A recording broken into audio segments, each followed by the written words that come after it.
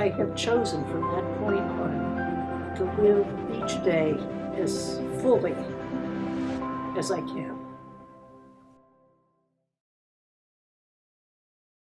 I am a 12-year survivor of breast cancer. It came as rather a shock.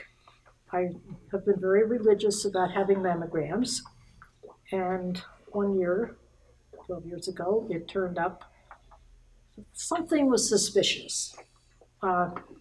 They were quite sure that it was not going to be cancer, but they did a biopsy, which was probably worse than anything I can think of.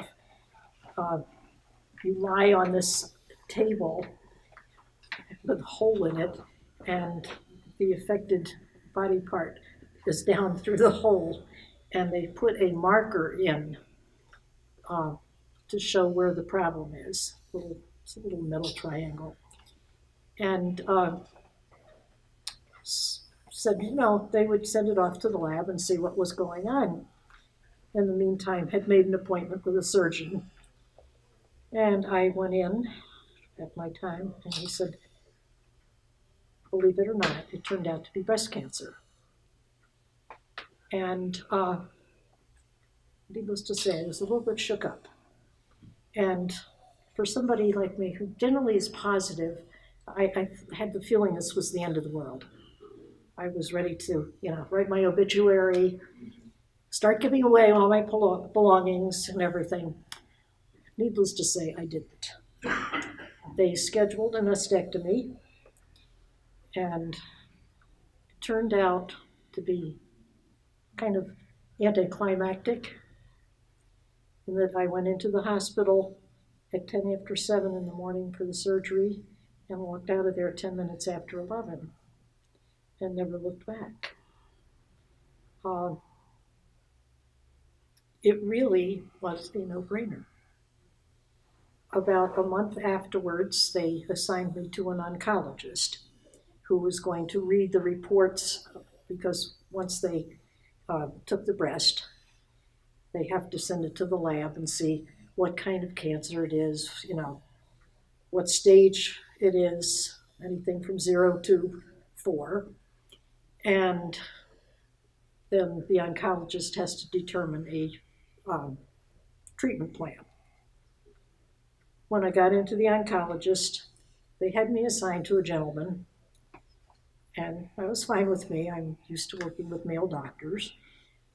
However, I ended up with a woman, a Filipino doctor, absolutely the most charming, wonderful person I have ever met in the medical profession.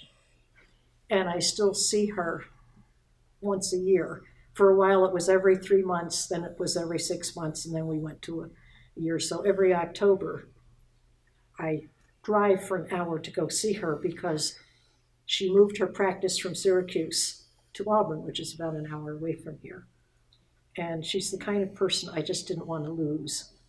So I take my hour drive to go.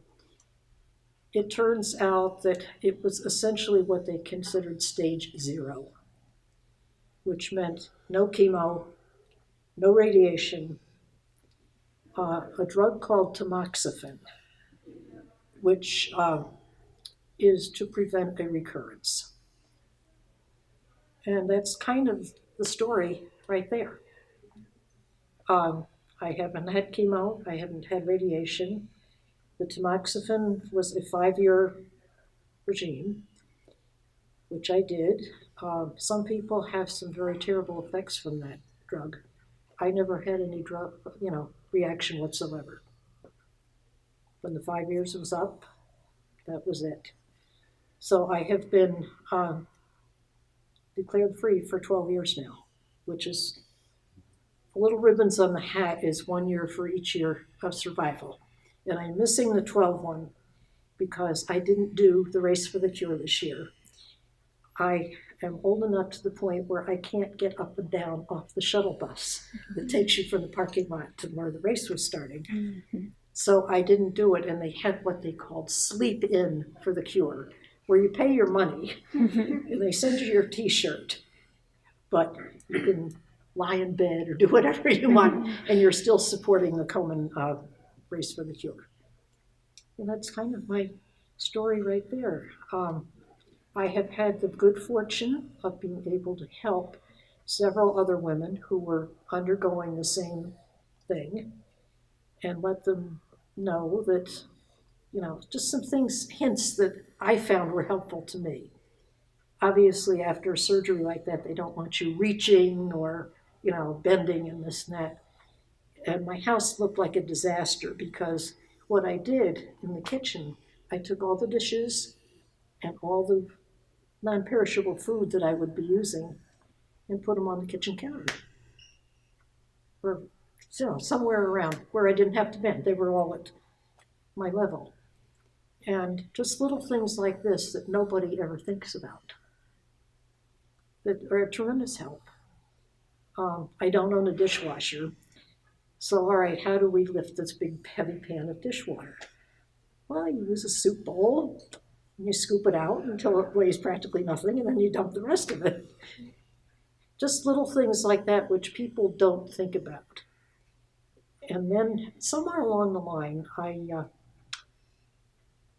wrote to the Cancer Society here locally because they have a huge packet of information about all different kinds of cancer, hints to help you in recovery and whatnot.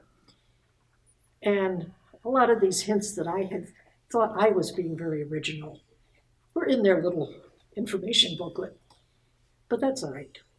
I had the fun of being creative. And it's amazing the number of people I have encountered along the way who have had this surgery. I am a retired school teacher, and I'm convinced that there is something in the heating systems, the water, whatever, in the school system, because so many teachers in that school system have had breast cancer. It's almost like it was epidemic. There are a bunch of us that are retired that go out for lunch, and you go around the table, and at least half of us are breast cancer patients, or have been.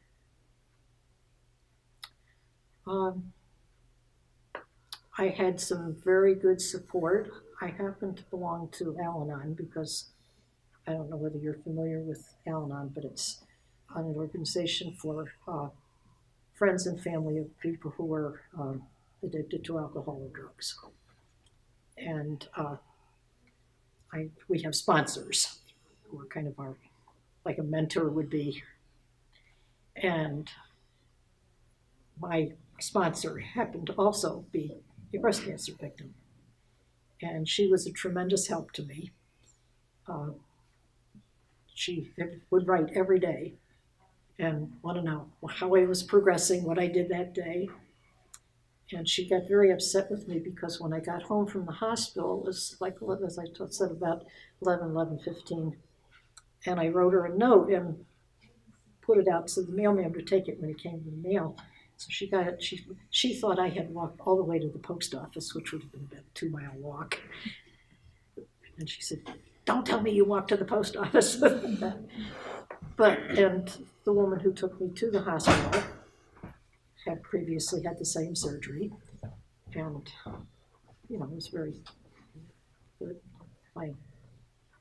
I have one child who happens to live locally, and his wife, picked up my mail for me at the post office and things. But basically, I was back to doing everything quite normally at the end of the week.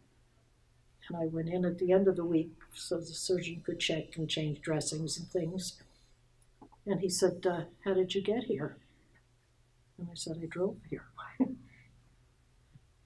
Well, I wasn't supposed to be driving until he had checked me out. But,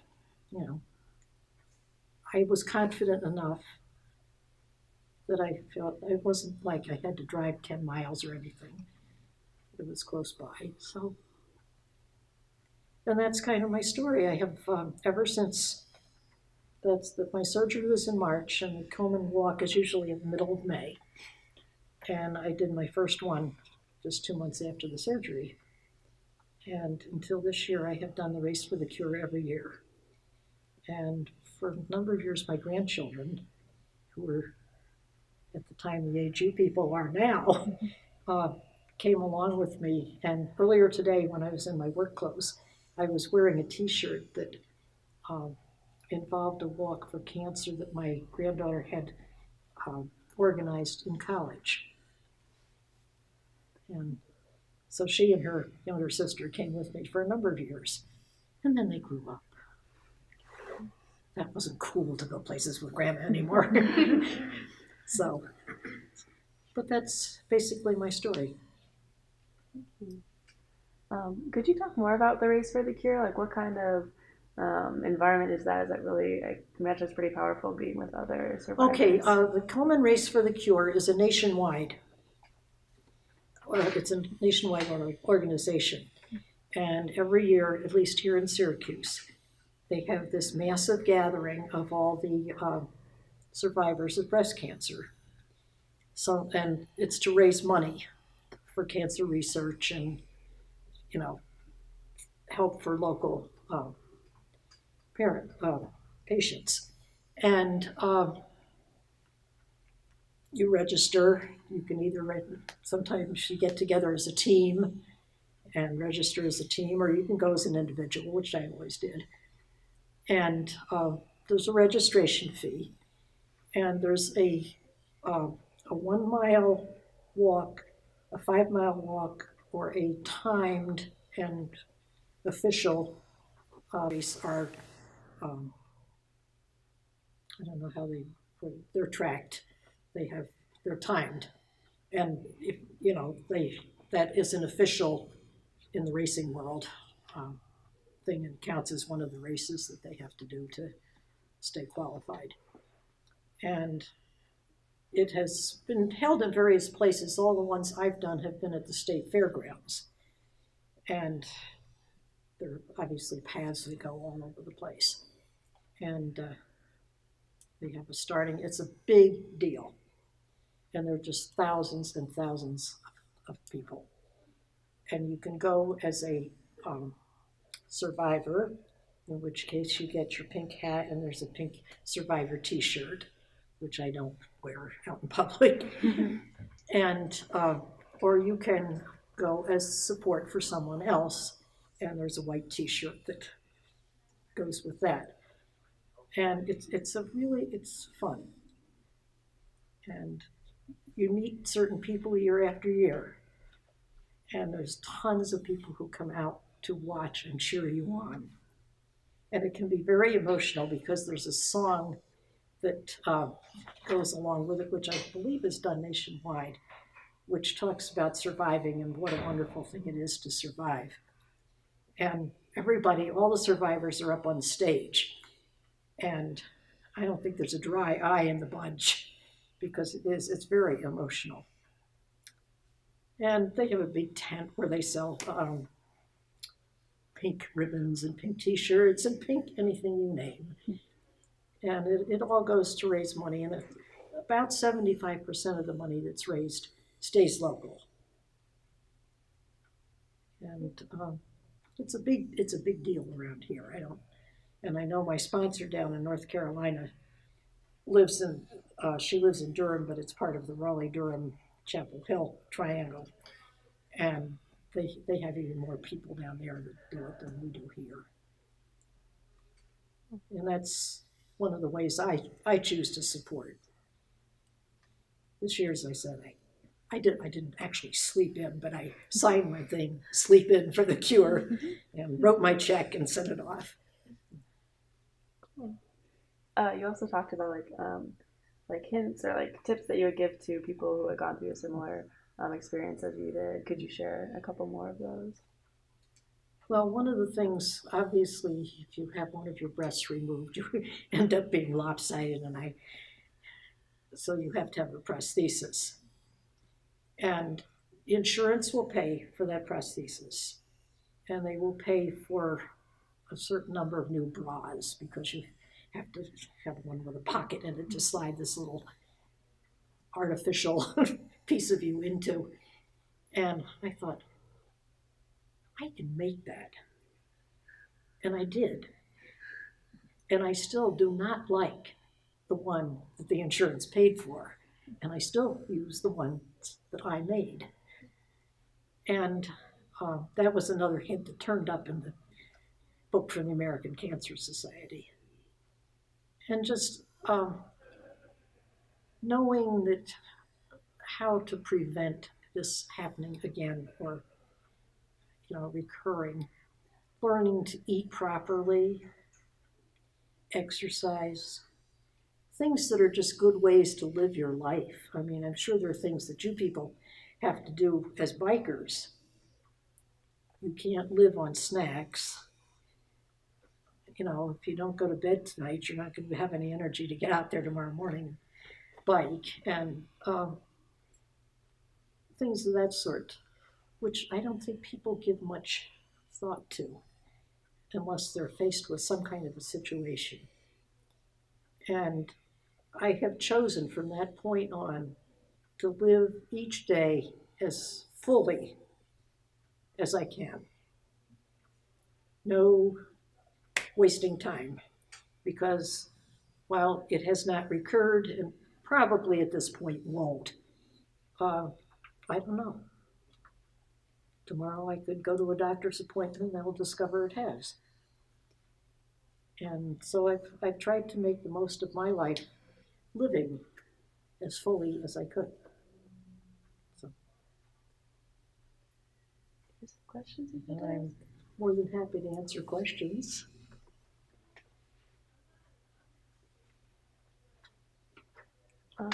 Maybe you could talk about the importance of like prevention and like getting yourself checked out. So it sounds like you were pretty diligent about that before. Well, I think I don't know what the rules keep changing.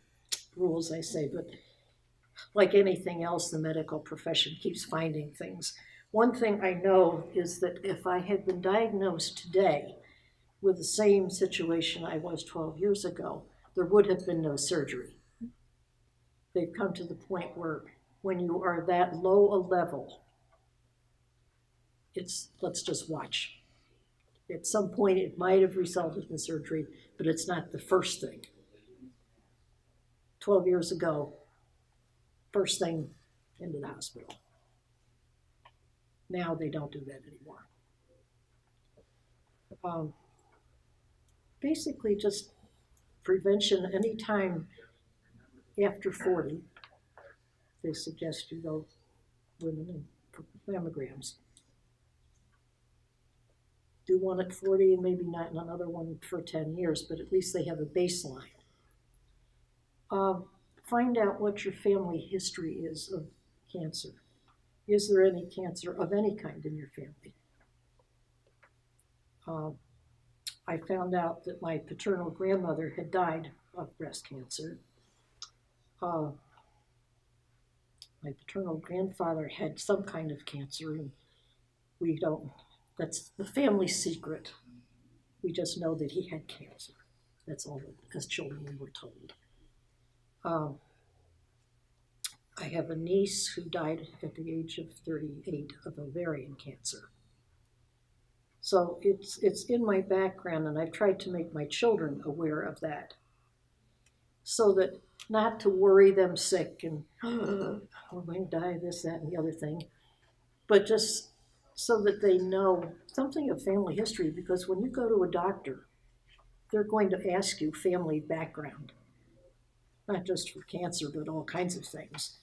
And I grew up in a family where I don't know whether it was the generation or my particular family, nobody ever talked about anything medical.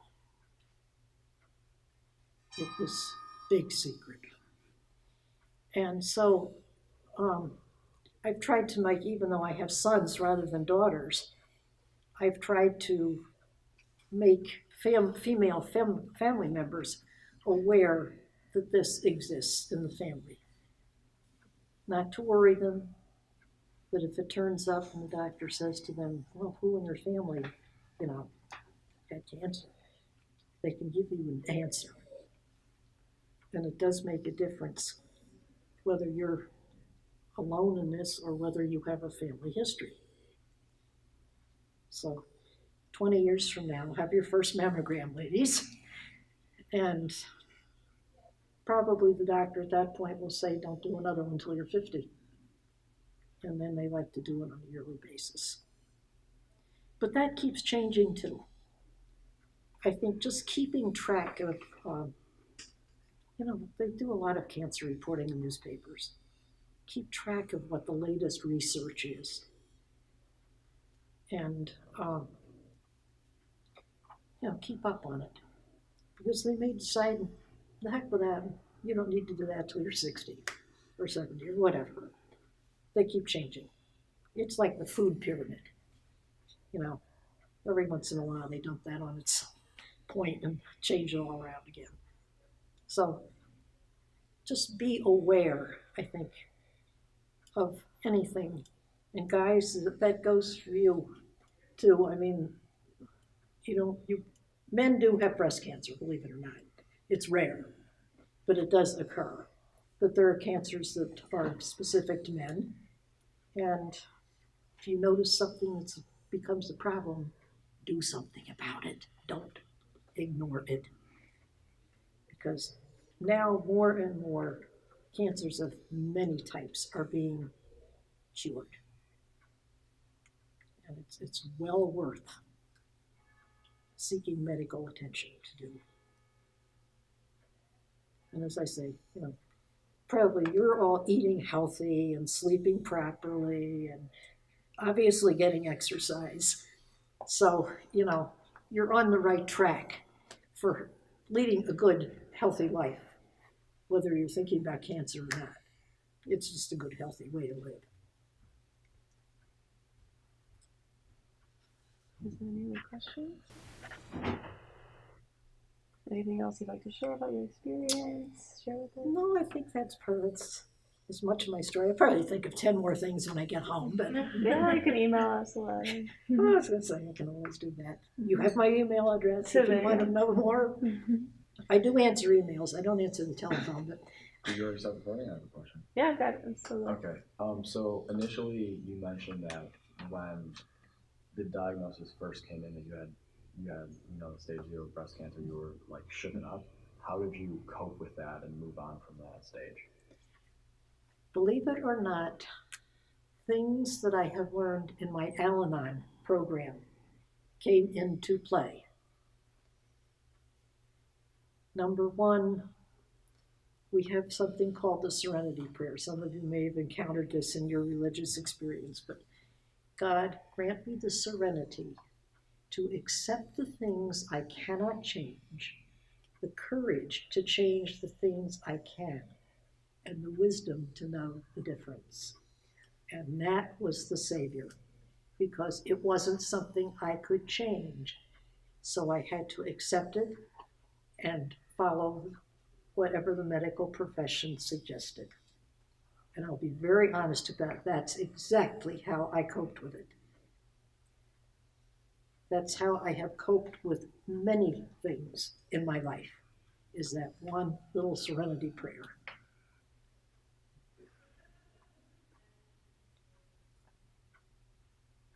And I think, too, the more support you can have, the better. I know I have, one of my sons lives locally, so I, see him and his family frequently. My other son lives down on Long Island. And I arranged, when I was first diagnosed and got a surgery date and everything, for everybody to get the message at the same time. And the son on Long Island was, I don't know how to describe it, but he was ready to hop in his car and come running up here. I said, I don't need you. I don't need anything right now. Come sometime when we can enjoy a visit. And people will react differently. My sister's reaction was very unusual. Granted, it was her daughter that died of ovarian cancer. But when I told her, her first reaction is, wow, when your hair falls out and comes back in, they'll find out you're gray and not brown, because I do color my hair. And I think, I can understand. I was annoyed at that reaction at first. But I think having lost her daughter, her immediate reaction was not going to be particularly pleasant. People will react differently. I mean, it's like telling somebody you're getting engaged, or, probably when you've told people about this cross-country bike trip, they thought you were totally out of your mind. People react that way to illness, regardless of what it is. And so you have to be prepared for all different kinds of reactions. Some people will be supportive, some people will pull away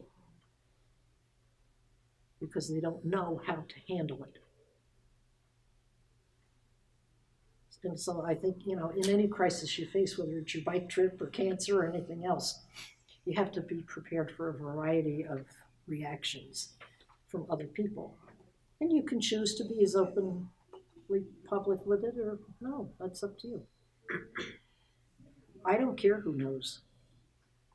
I don't care who knows that I am part of this Al-Anon program. In fact, there's an Al-Anon meeting going on in the chapel right now. But that's strictly up to me. If I can be a help to somebody by admitting that I'm part of an Al-Anon group, or that I've had breast cancer or whatever, then I'll do it. Well, thank you so much for Well, sharing you're your very story. welcome. We really appreciate it.